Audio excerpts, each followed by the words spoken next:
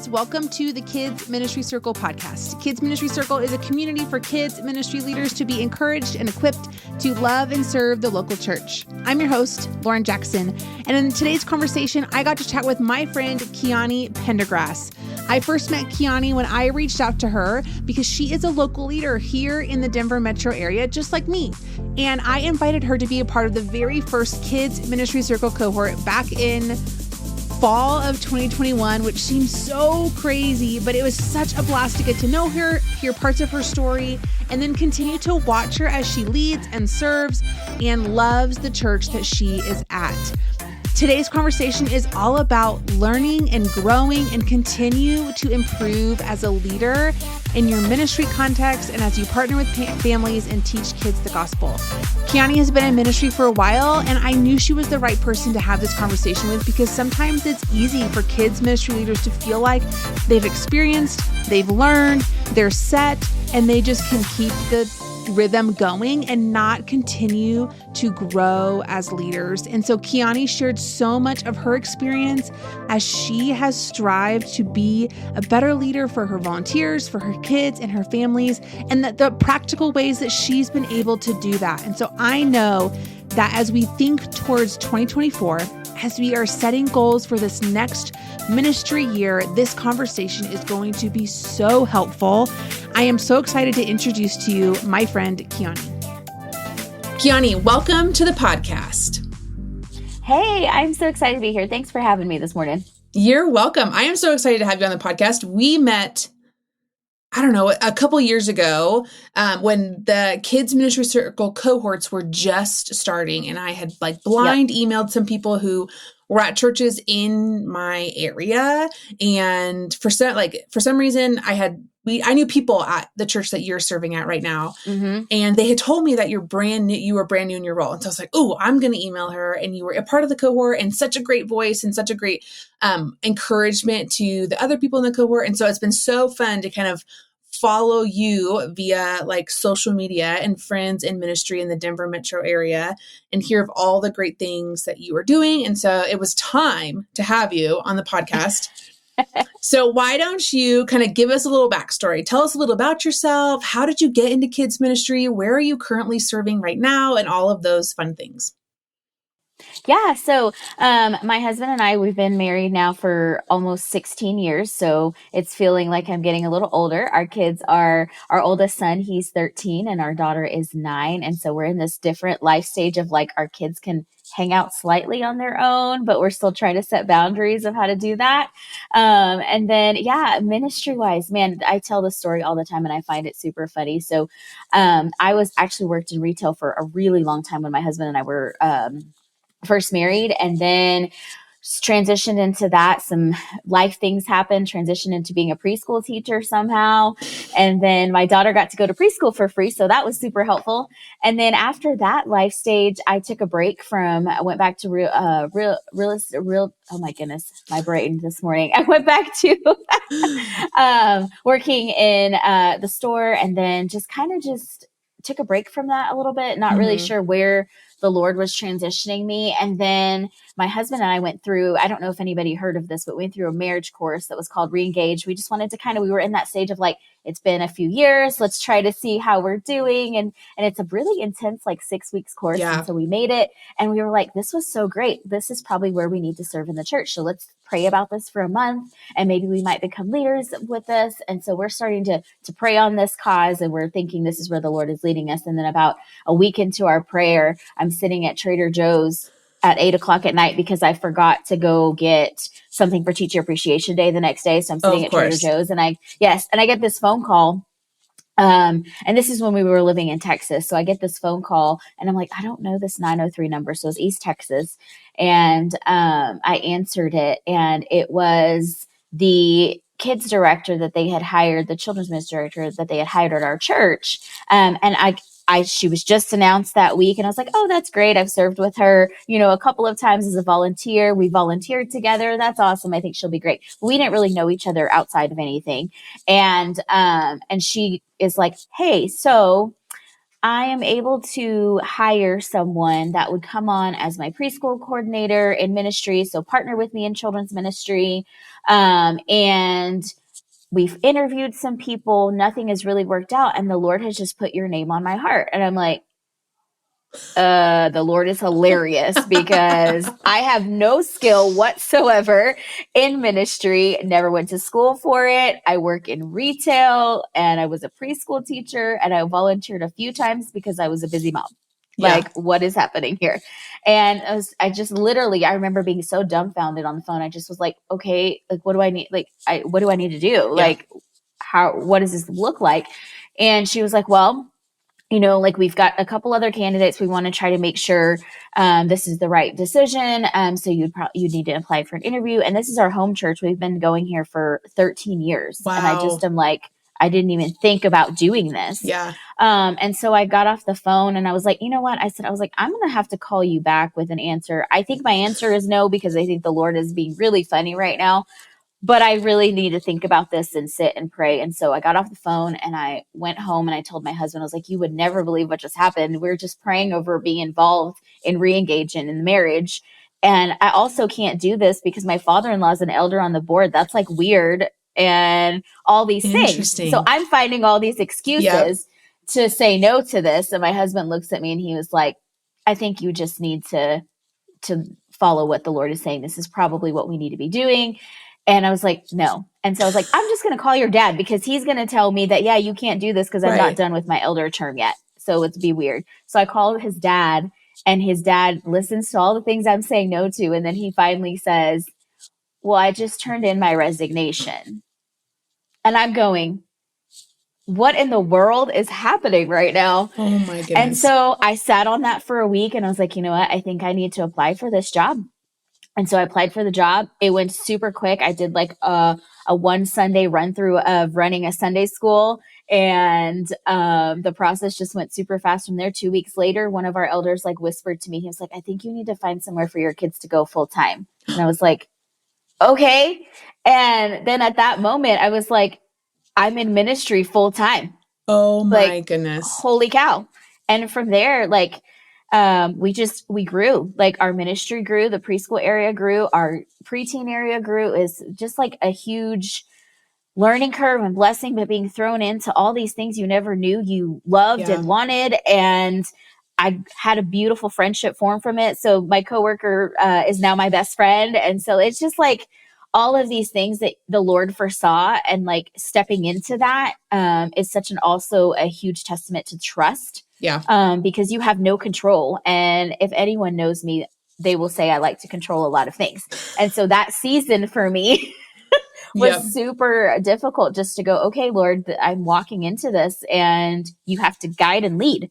And so that's how I ended up in ministry. Wow. And then fast forward three and a half years later, we made the move out to Colorado. And so now I'm serving at Greenwood Community Church, just in the Greenwood Village area, Cherry Hills, and it's a fantastic community. My husband and I are still, we're almost 3 years in there, but we're still trying to find connection and community. Yep. But everyone's been so welcoming, and the ministry has just been like a sweet spot for me to grow. And so now I'm like 7.5 years in, and I'm like, holy cow, I said yes to something I never thought would grow. And then here I am, like, still doing this. Sometimes I still question my qualifications, but yep. Don't we all?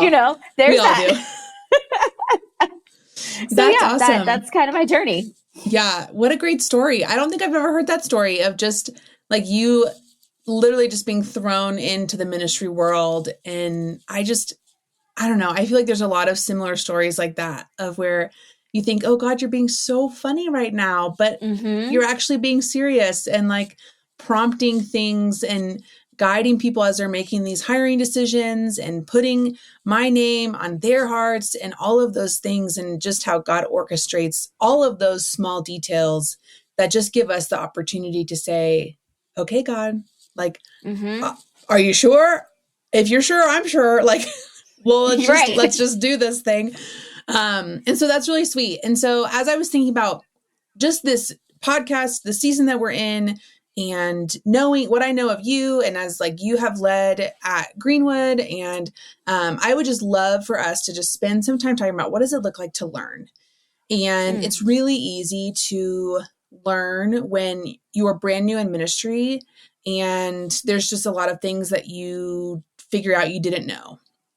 And as you kind of continue on in ministry, you kind of experience certain things like navigating. Maybe you experience a season where you build teams and you learn, you dive in and you learn how to build volunteer teams, and you're like, great, check. And then maybe there's a next season where you are it just seems like you're walking alongside families as they're grieving, and you're like, okay, this is something that I'm figuring out how to navigate. I'm adding this to my tool belt. Okay, check. And then it's like all of these different things that you kind of experience in ministry. And then sometimes leaders get to a point and they're like, what's next? What's next in my journey? Where do I go now? Not necessarily they want to go up in like job titles. And sometimes there's a chance for that. But most people are like, I love kids ministry. I don't want to leave kids ministry. But what do I do now? Like after I feel like I've experienced all these things, and we've led initiatives and we've planned events and we do that annual calendar, all of these things feel somewhat settled in good rhythms. And just this idea of like people who've been in ministry for a long time can still learn, but almost like where do they go to learn, and where do they go to continue kind of their education, and not necessarily seminary or a college education, but just to learn. Because a lot of things are geared towards, if you're new in ministry, here's where you go, here's what you do. You join this, you listen to this course, you attend this, you do all these things. But kind of like what happens for those people who maybe know certain things already. And so I would love to know kind of from your perspective and your experience over the years that you've been in ministry, how have you stayed motivated to learn? And how have you like weaved that into goal planning and personal development? And so what does that look like for you as a leader in your specific role? Just this idea of continuing to develop yourself as a leader.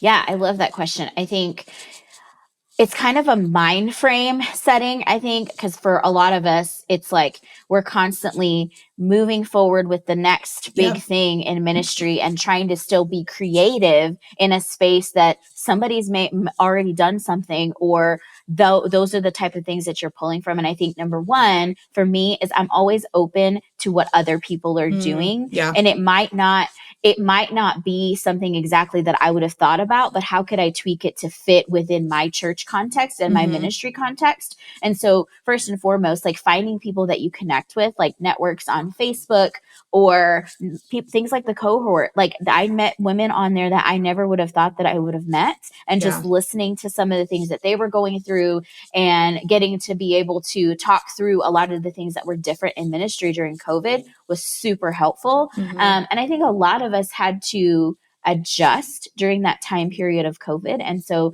I think we probably use the word pivot more times than I've ever thought about. And so I think like, being okay with things not working and moving and learning on your own, learning from those experiences and taking those things. And then a big thing for me this past year that really, really hit me was I help and volunteer with the Kids Matter conference. I'm on their leadership team. And so this year I really struggled with like, I'm going there to help lead something. I'm not going there to attend classes. Like, how am I using this to my advantage for my ministry when I come back?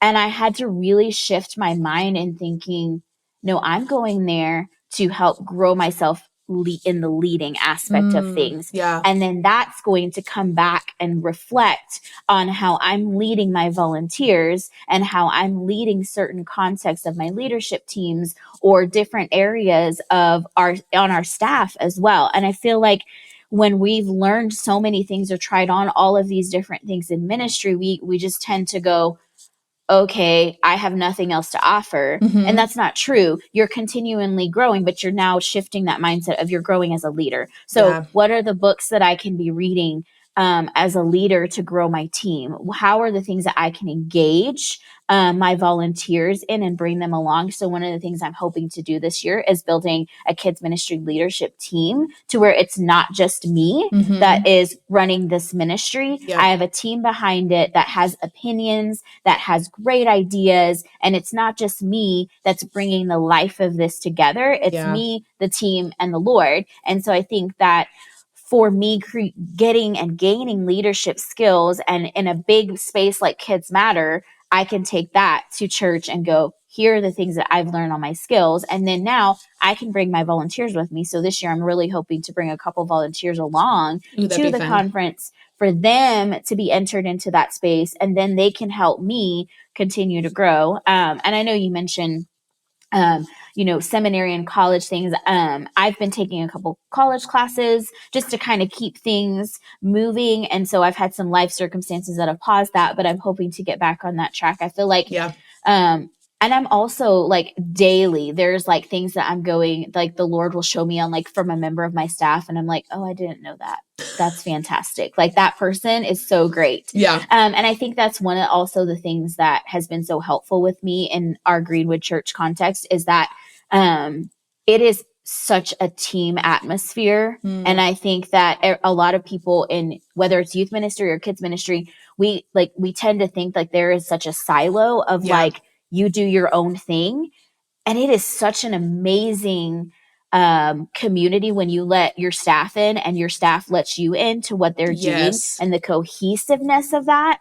You learn so much more when you're collaborating with a team, when, we're talking through what Sunday mornings need to look like, not only for kids, but their families and the entire congregation. Yep.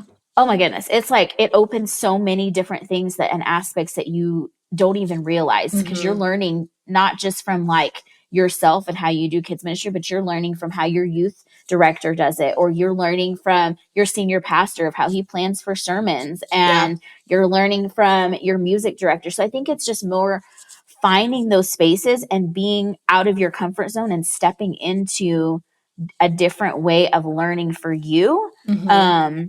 And being willing to learn on a daily basis, because there are things I find out and I'm just going, okay, I would have never thought of it that way. I feel like I'm learning every day and being open to that. And I think that we shouldn't stop at, well, I've done this and I've done this, so I've accomplished this.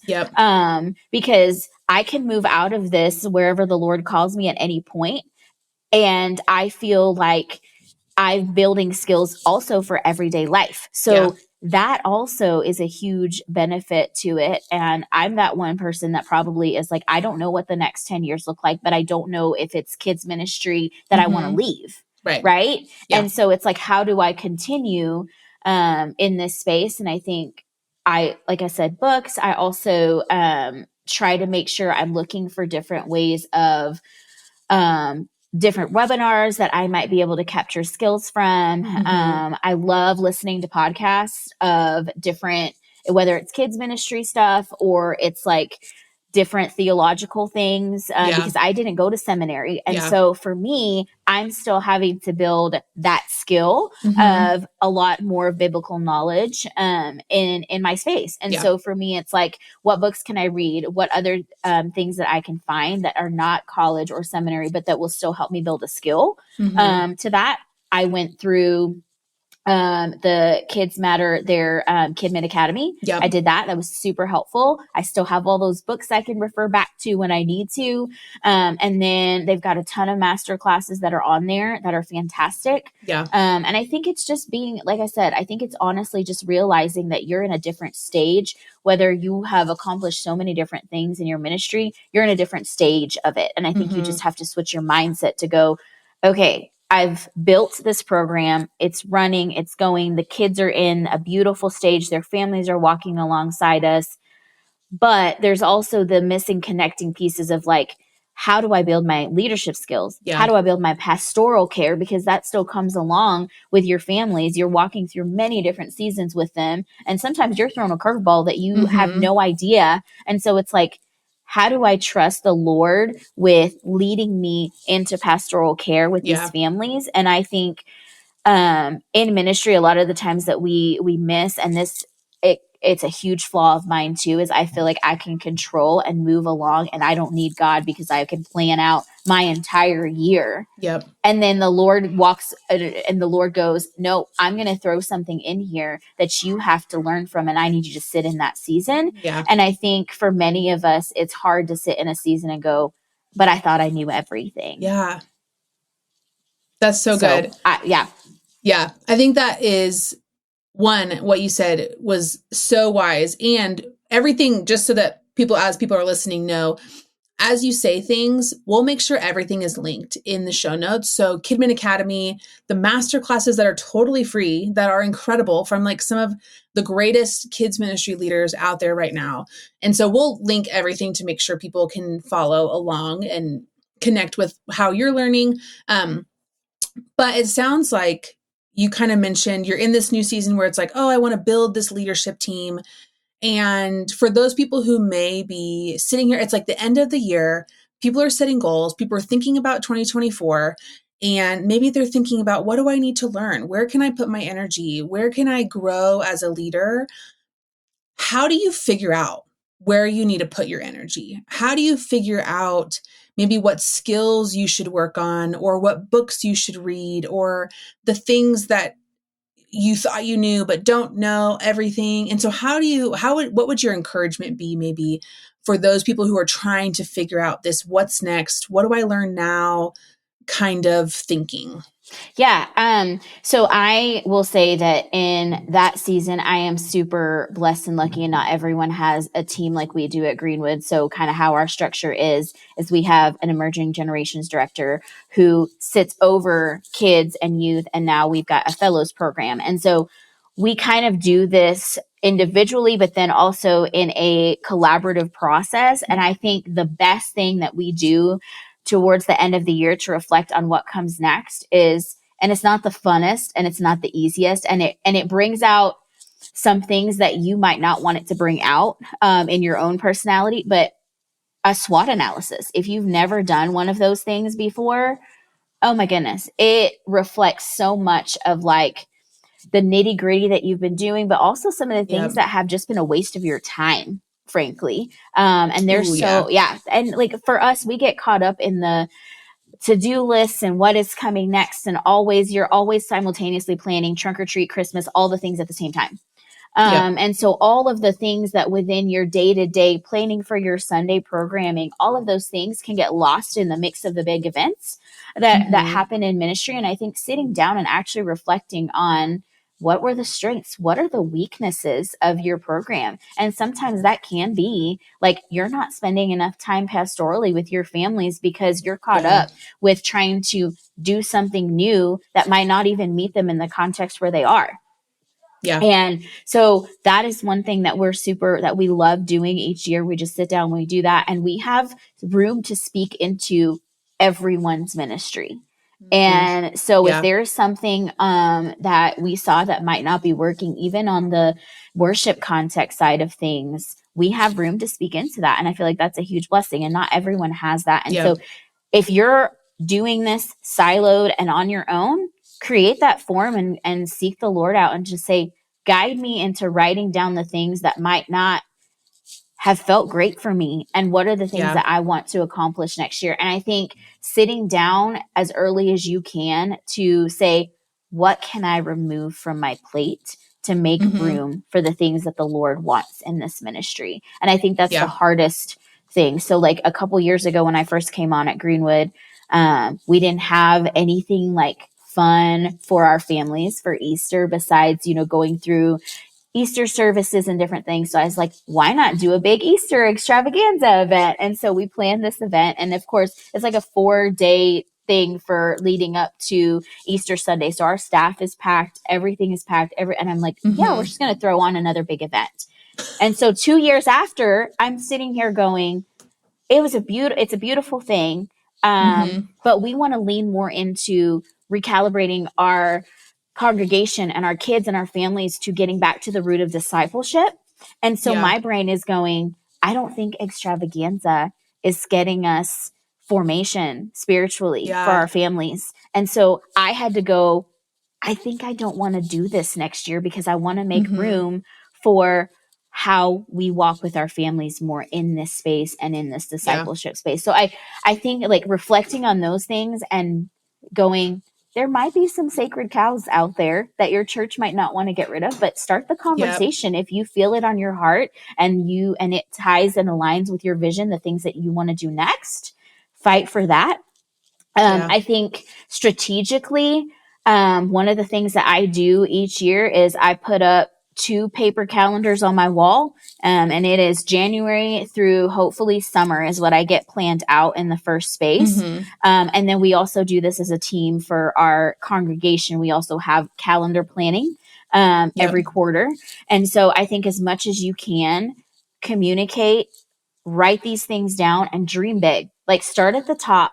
If there's something you want to do for your families, like you want to start a Wednesday night program, start up there because that's going to take a lot of your time. And you need to make sure you start planning out what that looks like, whether that's bullet points or you've got beautiful ideas on what curriculum you want to use already. Start with the big things and then work your way down and then weave in those things that come that you already do. I think that's the easiest piece for me. I color code everything. I'm very type A in that space. And so I know a lot of people are not, but I color code a lot of things. I use sticky notes and highlighters, and I write things down everywhere. And so I think the earlier you can start, the better. And so you're planning for next year already now, October, November, because ministry, the seasons you're working with schools, you're working with families, you're working with their busyness, their schedules. And so I think the earlier you can start, the more you're going to be able to get throughout your year. And then you're walking with all of this by discerning and praying. You're not going to get anywhere without what the Lord wants to do within your ministry. And I think a lot of people, for me, like I have had to learn that that's the first thing that I do. Before I put anything on the calendar, because I have all these big ideas, but they may not even be coming from the Holy Spirit. It just might be Kiani has these flashy ideas and thinks these will be great. And then halfway through this planning, the Lord's like, nope, hit pause on that because that wasn't me. And so I think we start right there.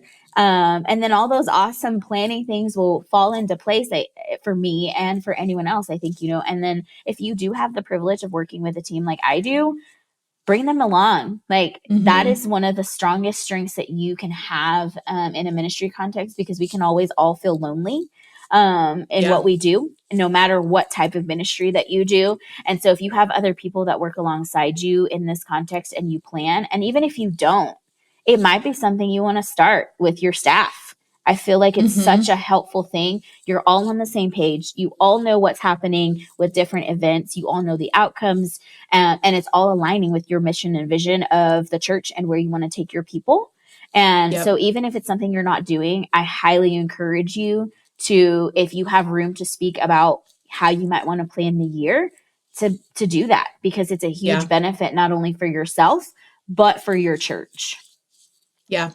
That's so great. And if if you don't have this system in place, if you don't have maybe a goal setting day with your staff or whatever that looks like, I'll link the Kids Ministry Circle goal setting guide, because we do a mini version of the SWOT analysis in that, where we talk about strengths and weaknesses and basically like putting things in those big buckets, kind of what you talked about, of like curriculum and Sundays and events and all of these things. And so that could be really helpful if you don't have a system in place already.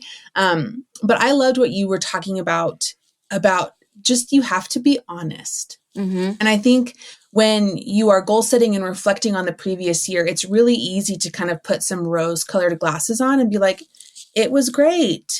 And just like jump back in. But like some of the hardest conversations I've had in ministry is my coworkers coming to me saying that event's not serving our community anymore.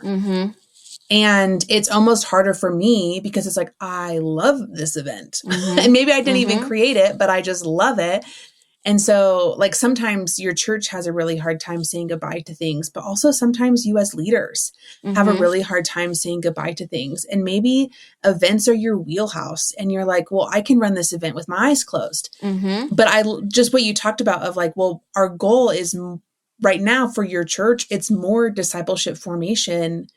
And if these events are not hitting our big goal as a church, then we need to rethink and shift and pivot and all of those kinds of thoughts. And so I think there's a sense of, if you want to grow and if you want to continue to learn, you have to be honest with where you are at, and you have to bring in some key voices. And even if, like, I loved what you said of, like, if you don't have this, start it. Like, do your goal setting guide, sit down and write some things down and present it to your boss and say, hey, I know this isn't a part of our annual rhythm. Can you look at this and give me some feedback? Or maybe you have some elders who can look at it for you, or like maybe some key volunteers who have been in your ministry for a really long time who want more ownership and want to speak into these things. And so I think it's okay for a kids ministry leader to kind of lead the charge in this.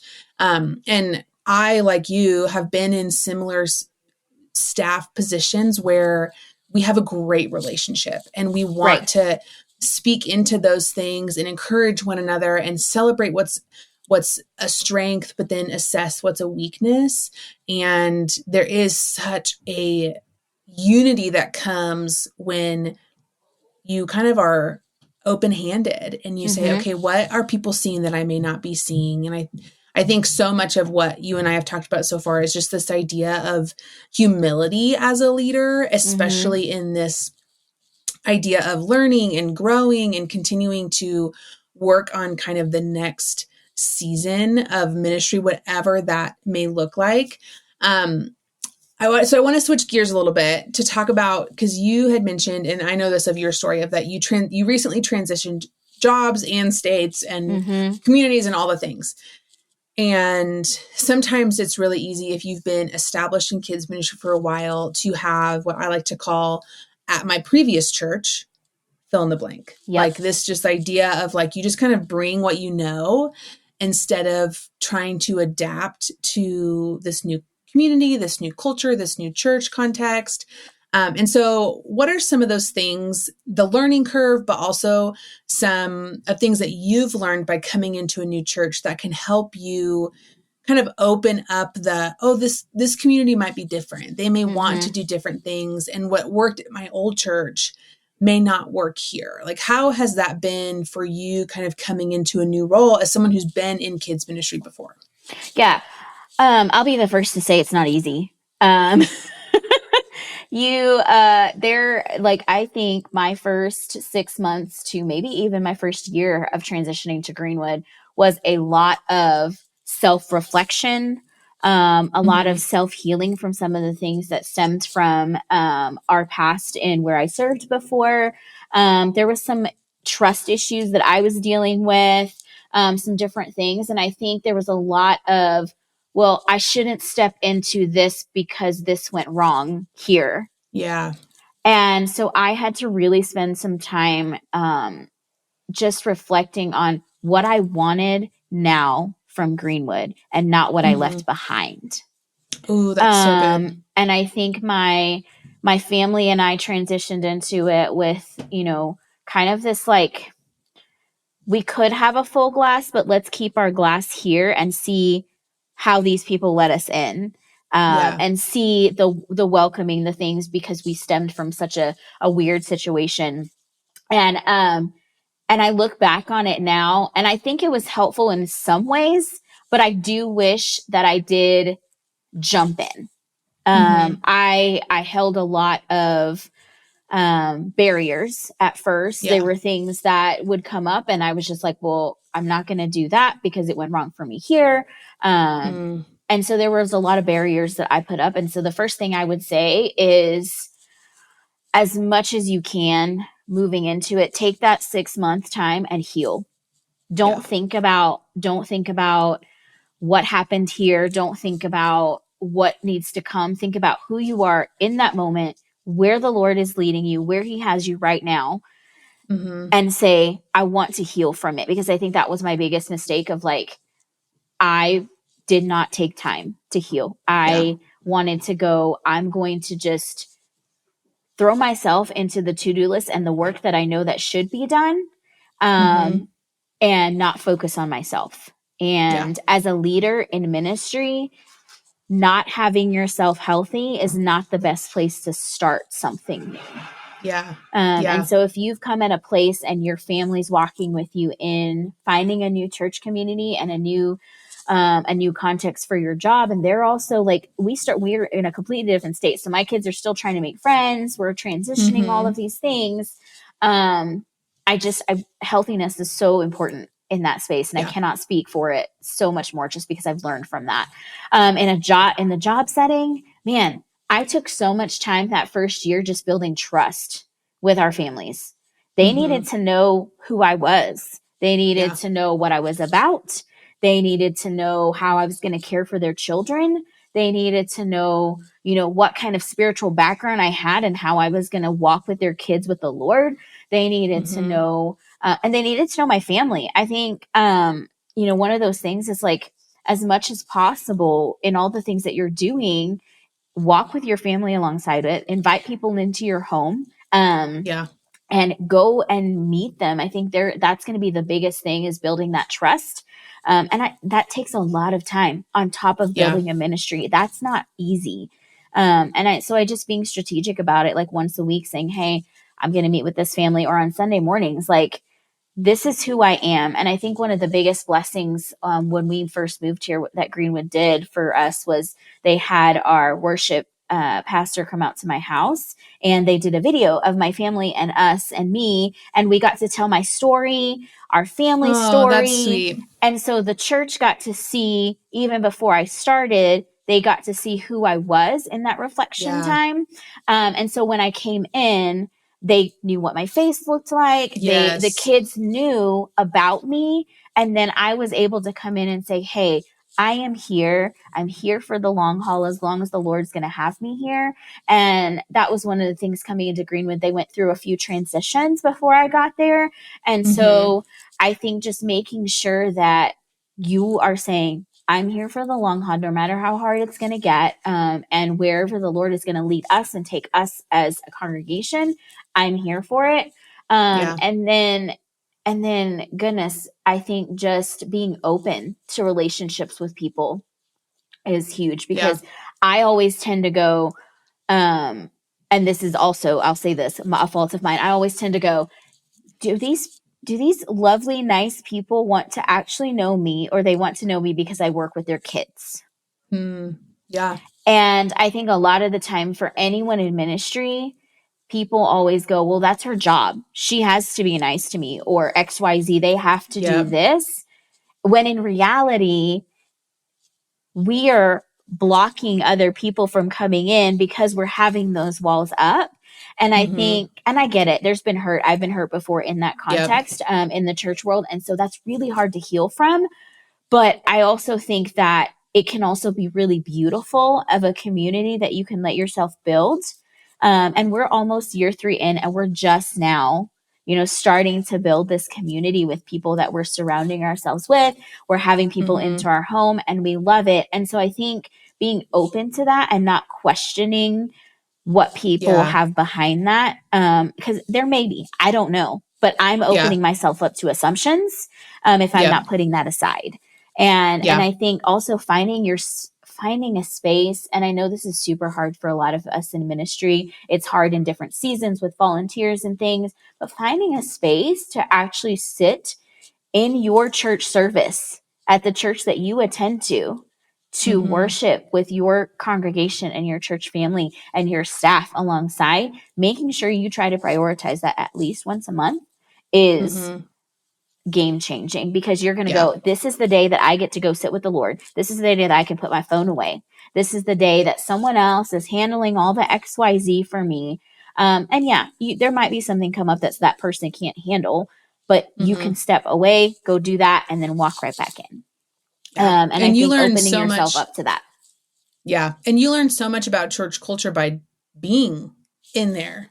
Right. Like you just learn so much about your people and your community and your church and all of those things. And that's so helpful. And I love how you mentioned the healing piece. And even if you transition jobs from a job that you loved and a community that you loved, and you're just feeling that God is calling you somewhere else, there's still a grieving season of being in a new space. And it doesn't necessarily always have to be a bad situation. And a lot of people have been there and know the importance of the healing season. But I've also transitioned jobs from one really great community to another. Right. And there was still this season of like grieving the loss of people that you saw every day for however many years you were there, and the community that you served and the kids that you served that you got to watch grow. And like, even if it was a good and healthy transition, it's still hard. Right. And I think sometimes people don't acknowledge that. They're just like, well, it was great. Now the door's closed. But it's like, oh no, you can still be sad. You can still grieve leaving a position that was great and jumping into another position that's great. Right. And so I think just kind of acknowledging that in your own space is so good as you come into a new position and a new church and a new job. And so I just thought all that you said was extremely encouraging. So I would love to know, in your world of kids ministry and how you are connected, what are you loving right now? Oh my goodness.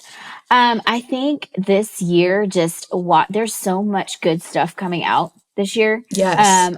And it's so hard to keep up. Like, I am just like, there's great content from so many of kids ministry people that they are writing their own things and pulling out their own, like color sheets and different things that are so fun. And I'm just going, that's creativity at its finest right there. My brain works a little bit creative, but I also have a hard time. Like, when I'm doing so many different things, I'm like, I might need to have a resource from someone else who is fantastic at what they're doing. Podcasts right now are my favorite. I have been listening to like Theology in the Raw, the Happy Hour, like just good things that are coming out. And then of course I listen to Kids Ministry Circle, all those fun things. But I love doing that when I'm on my way to work, to the car, like that kind of stuff, whatever I'm doing with my kids. That's been super helpful. And then just networking is really what I'm trying to do this year.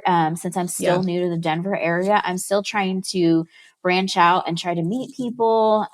So just networking this year for me is what I'm loving, because I'm beginning to meet new people, and then networking in the conference setting, that kind of stuff has just been like super phenomenal. And so I think I also am super excited about the Journey to Bethlehem movie that's coming out, or it is out. I want to go see it. It's like a major movie. And I'm like, that's pretty awesome, because it's got lots of actors and actresses that are major. And I'm like, I love that that's out and we can take our kids to go see that. And it's like a good family friendly thing that we can do. And so I think in those connections, I think that those are the things I'm loving right now. Yeah, that's awesome. I am equally loving what's coming out right now. I think like we're kind of exiting this like post-COVID season, and everyone's just, I feel like everyone who's like a content creator in the kids ministry world is like, let's go. And they're just like creating really great resources and thinking really strategically and like collaborating really well. And so I just like have loved seeing equally what you just said of like, there's so much fun things coming out. And then I also like have loved just connections and making connections and building connections with other leaders. I know we've got to get something in the Denver area going. I know it's like, it's so hard to get people together, but I'm like, there's one that's way down south. There's one that's way up north. And I'm like, we need one that's like central. In the middle. I feel the same way. Yes. Maybe in 2024, maybe we'll figure it out. But yeah, it is great. Okay. The last question we always ask is, if you were talking to someone who is brand new in kids ministry, what would be your words of encouragement or advice? So good.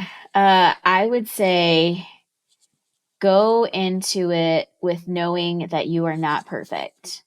And you're going to make mistakes. And the biggest thing that you can do is have trust in yourself with the Lord. Yeah. Because I feel like when we jump into ministry, where we have all of these beautiful, amazing dreams that we want to do, and eventually when we fail at something, it's going to be our fault. And then ministry is going to become this context of just continuous hurt and heartbreak. And if you can set yourself up for going, I'm building something that's going to be for the kingdom of God and not for me. Yeah. It changes your vision and your context.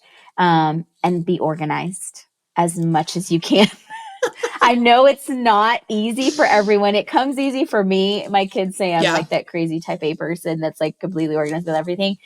But if you can, start with organizing yourself with where your spreadsheets are, what check-in things you're using. Be organized, because that's going to help you run your ministry smoothly. And it's also going to help you set you up for meeting families in good ways, because then you can make space for that in your day-to-day. Yeah, that's so great. Both of those things. Be organized, but also know that you're not perfect. You will never have a perfect Excel sheet. I'll say that. Nope. That's so great. Well, Kiani, thank you so much for being on the podcast today. This was such a great conversation, and I hope that people are inspired and feel equipped to continue to learn. And we'll make sure that we link all the things that you mentioned in the podcast episode, and just a ton of places where people can continue to learn and grow as leaders. If people want to connect with you, where can they find you? Absolutely. So I am on Facebook, Instagram, and I think you can link those two probably. And then just greenwoodcc.com, and I'm on the website and my email's there. Feel free to do that. But it was such a joy and such a pleasure getting to chat with you. Yes. Thanks, Kiani. What a great conversation with Kiani. I'm so grateful that she was able to honestly share what she does to figure out how to learn and grow as a leader, and just not to stand still and just continue to find new ways and find new people who can encourage and equip her to lead teams and lead her ministry and partner with her parents in a better way. Don't forget, we have listed all the things that Kiani shared and talked about in the show notes. So if you want to learn more about Kids Matter Academy or the Kids Matter Conference or the different things that she talked about in terms of SWOT analysis, if you want to get your own copy of the Kids Ministry Circle Goal Setting Guide, it's all linked in the show notes.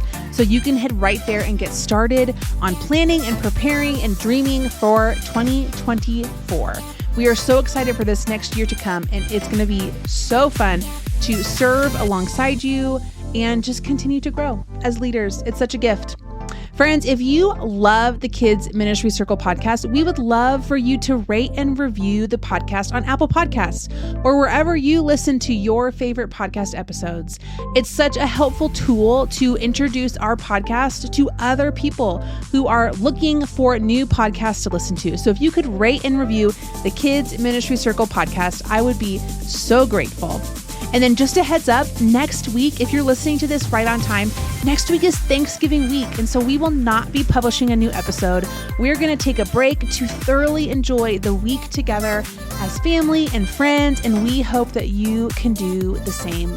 As always, if you want to follow along and keep the conversation going, you can follow us over on Instagram and Facebook at Kids Ministry Circle, or head to kidsministrycircle.com to check out all the fun things that we are working on for the end of this year and into 2024. Thanks so much for listening, and we'll see you next time.